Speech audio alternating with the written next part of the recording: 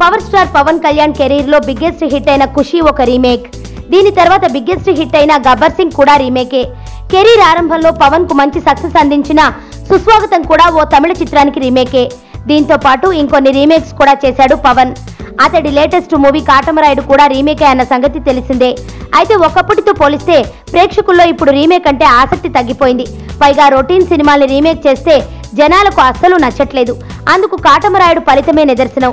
పోయి ఇలాంటి routine mass masala సినిమాను పవన్ రీమేక్ చేశాడేంటి అన్న విమర్శలు వ్యక్తమయ్యాయి. ఈ నేపథ్యంలో పవన్ లైన్లో పెట్టిన రీమేక్ సినిమా విషయంలో ప్రశ్నలు రేకెత్తుతున్నాయి. కాటమరాయుడు అజిత్ మూవీ వీరంకు రీమేక్ అన్న సంగతి తెలిసిందే.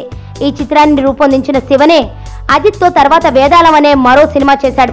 ఆ చిత్రాన్నే తమిళ దర్శకుడైన నీసన్ డైరెక్షన్ లో ఏఎం రత్నం నిర్మాణంలో రీమేక్ చేయడానికి అంగీకరించాడు పవన్. అయితే వేదాలం కూడా వీరం తరహాలోనే మాస్ మసాలా సినిమా. అంత కొత్తదనం ఏమీ ఉండదు ఆ చిత్రంలో.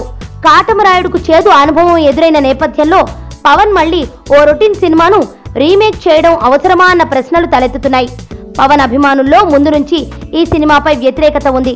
ప్రస్తుతం త్రివిక్రమ్తో పవన్ చేయబోతున్న సినిమా మీద మంచి అంచనాలున్నాయి. ఈ సినిమా తర్వాత మళ్ళీ రొటీన్ రీమేక్ ఎందుకంటున్నారు పవన్ ఫ్యాన్స్. మరి పవన్ ఆలోచనలు ఎలా ఉన్నాయో.